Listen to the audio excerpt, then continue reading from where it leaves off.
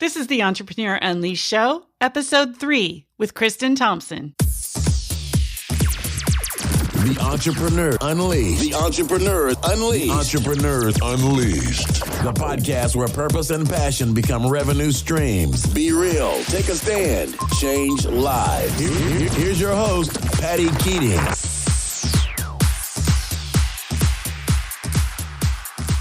Welcome to the Entrepreneur Unleashed Show. I'm your host, Patty Keating. Entrepreneurs everywhere are creating a new breed of business success. They're making their own rules, taking a stand for their purpose, leading through integrity, and making money by changing lives.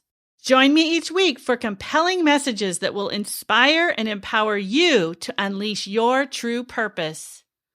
My guest today is Kristin Thompson of Speak, Serve, Grow. She is an incredible speaker. She teaches people how to rock their talk, and she also happens to be a very good friend of mine, and so I'm really thrilled to share her wisdom and expertise with you today. You can hear Kristin's core values in the name of her company, Speak, Serve, Grow. She is a person who is connected to who she is, what she's here to do in the world, and I know you're going to get a lot of insights from our time together today. Kristin, thank you so much for being here. I'm really excited that you are one of my very first guests on the Entrepreneur Unleashed show.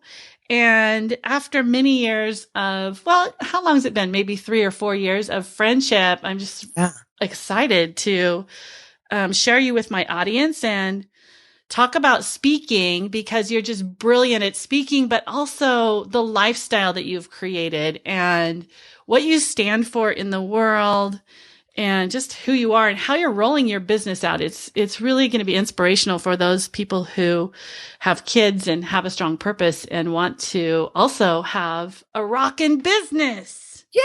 Well, I'm super excited to be here. This is going to be fun. Awesome. All right. So here's my question. What inspired you? Like, what got you started? Why are you doing this? I got started really out of necessity, which I think is how they always say it's the mother of invention, right? And in my case, it was really true. In 2007, Chris and I were ready to start a family and get pregnant and kind of start that time in our life. And we were really excited about it. And it also brought up a lot of questions about how we were going to pay the bills, because at that time I worked in media sales. I was working for companies like CBS and NBC, which I'd done for about a decade.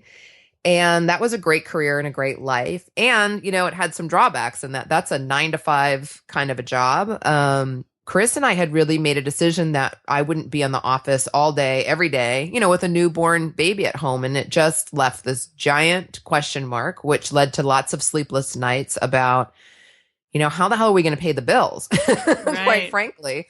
And it was kind of an interesting time because it was also the first time that I realized the more and more that my belly was growing, and pregnancy was like, oh my gosh, like I can't even really get a job now. Like, who's going to hire a pregnant lady who's going to, be off for a couple of months as soon as she gets hired?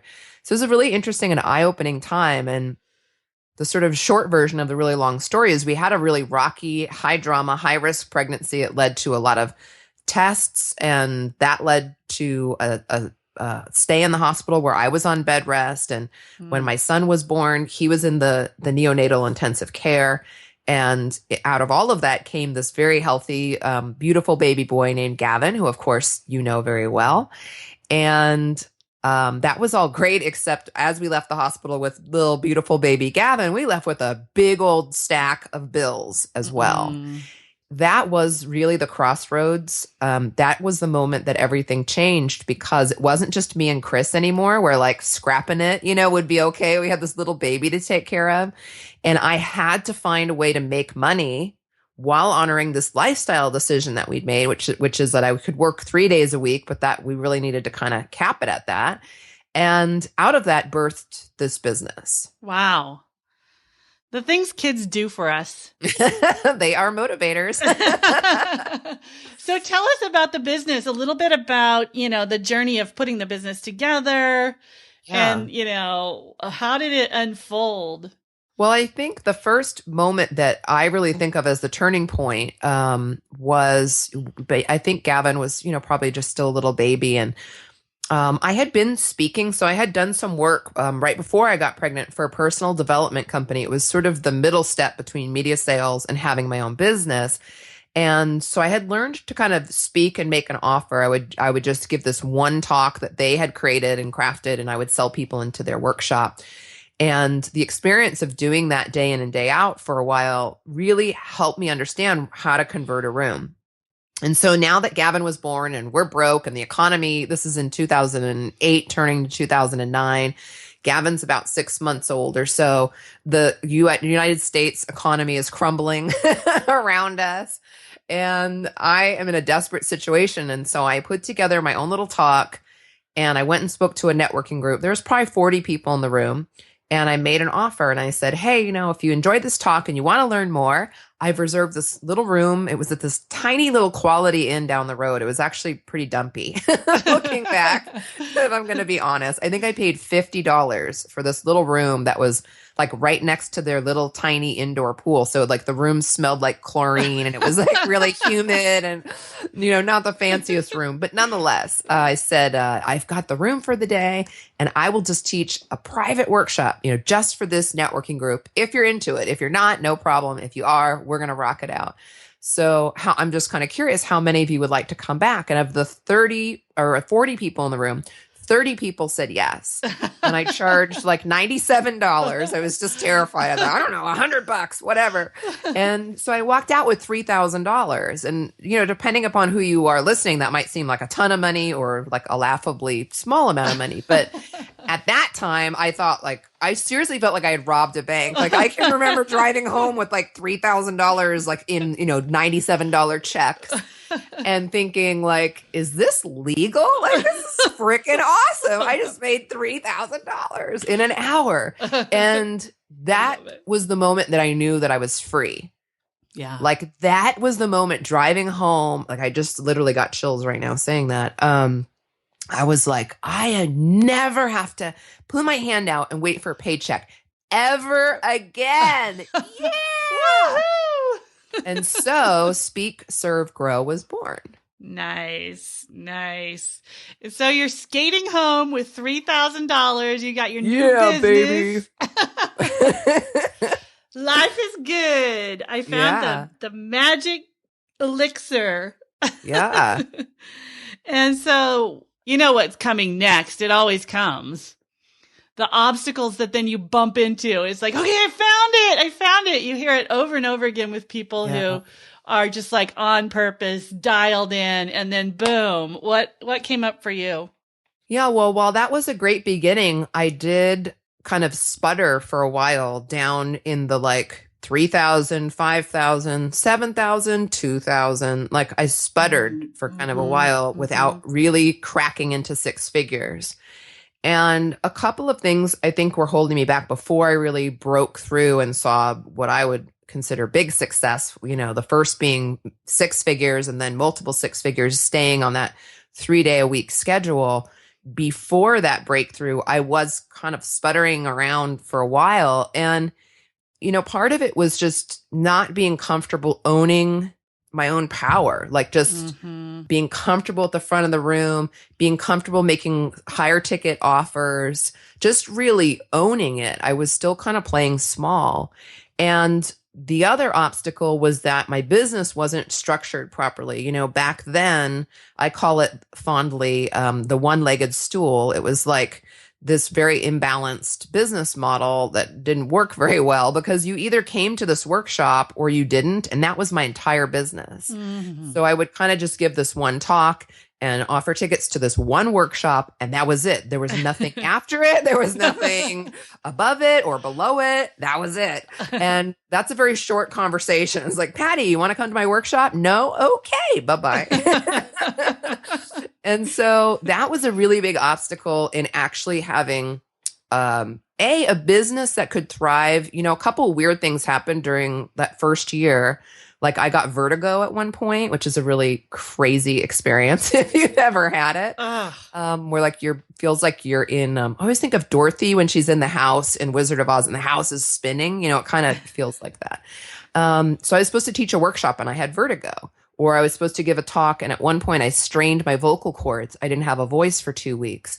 So a lot of these things, these mysterious illnesses popped up in that first year that were showing me, if you always have to go give a talk and sell tickets to your workshop, and that is the only way, you could never generate revenue sitting in your pajamas. I could never generate revenue on a Saturday when I was at the park with Gavin. I was going to be stuck unless I figured out how to get more leveraged and how to have multiple offers. And once I made that switch, that's really when I broke through to 6 figures and never looked back. That's a great lesson for a lot of people, how to leverage and create multiple revenue streams and replicate themselves and, build out the back end, all those things that create those high 6 and 7 figure businesses.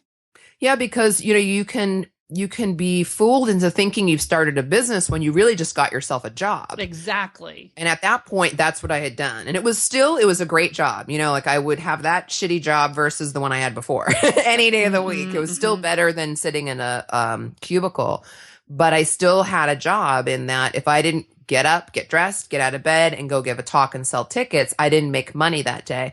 So once I had that eye opener that I needed to have a better foundation, that's when everything changed.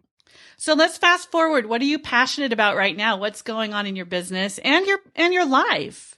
Gosh, it's all really good. I have that leverage now where I've got the Rise Mastermind. And so that's a consistent group of people that I work with on a regular basis that also provides consistent income. So that's a great part of my business that's shifted over the past few years, is having that high level coaching program for people who want to do multiple 6 figures and have their own events. The other great thing that we did in the last year was launch the Rise Live event, which was super exciting. And we're going to do that again this year. So we're just right now locking in the location, and then we'll get ready to start putting that out there again. But live events and then helping other people really step into the spotlight through the Rise Mastermind or the Rock Your Talk and Biz School. That's really where my passion is now. I've got the comfort of the income that I want. I don't worry like I used to about how am I going to pay the bills or how am I going to spend time with Gavin. I have that. So now I just get to focus on doing what I love, which is, okay, if you have a message to share and you want to change the world and transform people in some way, how can I help you package your message into a talk that you can deliver, or workshops and live events or products and programs? And that's what I'm having a lot of fun doing now, is mentoring other people to step up and rise up in the same way that I did. And I didn't get to go to your live event last year. Because you were speaking at another awesome event. I was. For Rockin' Your Talk. But I did get to see the pictures and the Facebook posts, and you were just on fire. Like, you are so alive. And, that girl that I know and love was just in her element. Yeah. And so I can really see that event blossoming and growing, and you along with it, like the two of you together just rocking the world. So I am excited about this next year's event and hope to be in attendance this time. Yeah, we got to get your booty down there this year. That's right. So what's your vision? My vision for the next 5 years is really to continue on the path that I'm on. My ultimate goal is to grow this into a 7-figure business, which, my plan to do in the next few years as Gavin actually steps into going to school full time. So this year is really about kind of keeping steady, growing the Rise Live event and continuing that growth. But over the next 5 years, then you'll be seeing the 7-figure business. And that's what I really look forward to. It's like, that's the next really big thing that I go, wow, that feels scary, but exciting, because that's when I can really turn around and do something big in the world as well. Ultimately, I want to build a foundation. I want to be able to give back in even bigger ways than I am now. Nice. Do you have ideas, or are those top secret? Those are top secret, but I do have ideas. Okay. Well, I'll have you back in 18 months, and I'm That's sure you'll right. be well on your way. Oh, for people who are, just growing, looking for mentorship, looking for, when I know when I started my business, and I'm still that way, maybe not as much as when I was first starting, I consumed everything. I wanted to know, how did everybody grow their businesses? And I had all these different models and all these different ways. And I was just consuming books and home study courses and, you name it, I would buy it. I was a very good student. And along the way, some of the advice that I received really stood out, like just moments, conversations, quotes, different mentors and role models would really stand out moving forward. And you never know when that moment's going to happen. But what I'm curious about for you is, what's some of the best advice that you've received along the way? Ooh, that's a good question. The first piece of advice that pops up for me is the first person who really mentored me to speak and stand up in front of groups and sell. And one of the things that he said to me that I still think about so often, and I definitely share with my own clients as I'm mentoring them, is your best talk, your best workshop, your best teleclass, webinar, fill in the blank, is going to happen when you can be the person you would be if you were like if you and me were friends in the real world, if people don't know that. We're friends, right? So if I'm at your living room, Patty, and we're like hanging out and we're having a glass of wine and Gavin's playing on the floor and Avery's walking around and we're just hanging out, like if I can be that person when I'm standing up in front of a room, that's when I'm going to have the greatest connection and frankly, the greatest conversion. Mm-hmm. And in the beginning, I know for me, that was something that I struggled with, just being comfortable, literally being me. And the more that I kind of took off the layers of the onion, dressing the way I thought I was supposed to dress and talking the way I thought was professional, and literally was just cracked the joke that I would crack, right? And the wisecracking thing that I would say, the more I resonated with people. And frankly, the more comfortable I was because I was literally being me. And it sounds like maybe an overly simplistic piece of advice, but it is the thing that I think has helped define me in the market. It's part of what helps me stand out in the market because it's actually pretty rare. And so one thing that I love to suggest when people are getting started, if you're gonna create a product, if you're going to lead teleclasses, webinars, or speak to groups live or virtually, a way to really make your mark is just to be willing to be you, who you actually are, like when you're hanging out with your friends. Yes, that's great advice. So how have you grown or changed as a person as a result of all of this? It's amazing. I always say if you want to grow personally, you could save a lot of money on therapy if you just start speaking in front of groups. Because I do remember, and not that I don't have any fears that come up now because I do, but I remember especially in the beginning, so many more fears coming up when I would step in front of a room or lead a teleclass or a webinar, as I would be worried about what other people were thinking. And one of the things that's been kind of fun to observe in myself is the washing away of that, of just, it's really touching on the same advice I just gave, is just for me, getting more comfortable being me and worrying a lot less what people thought about me, because in the shift that I made that hopefully will help everybody listening is, I just got more interested in helping the room than worrying about what the room thought about me. Yes. And that shift of, you know what, if I make a complete ass out of myself, I really don't care if I help somebody today. Yes. And when I made that decision and thought, it's really the realization that being self-obsessed, worrying what people think about you, or do you look fat, or do you look silly, or whatever the thing is, that's just being self-focused. And if you're self-focused, how could you possibly be helping the room? You're only worrying about yourself. If you can flip that around and say, I'm going to serve the room, even if it's at my own expense, I'm going to serve that room, you're going to have a great experience. And it really changes who you are because you become comfortable in your own skin. You become confident because your focus is serving versus saving face. And that's a really big shift. Yeah. I really love that. And, people can feel that and that vulnerability, and then they open up and then they receive what they're there to receive. And it's a beautiful connection when people are It's amazing. Yeah. Yeah, that's when you'll make people cry. That's when you'll give somebody the chills, or that's when you will awaken somebody, give them hope that they could do something that maybe before they met you, they didn't think that they could do, is when you really let go and you just focus on serving. And so just watching myself go through that process of growth and being willing to be more daring and take more risks to help people has been fun. And it's a journey I still continue to take because I still get nervous. Oh, absolutely. Yeah. I don't think it ever goes away. I don't think so. Not in my experience. Okay, this is the gizmo and gadget question. Oh, boy. I love to ask this one because there's so many apps out there and different ways that as entrepreneurs we can support ourselves and be more productive or just like get a fix on our, some of us are techie geeks. And yeah. So share with our audience what gadgets or tools you have found that makes life easier.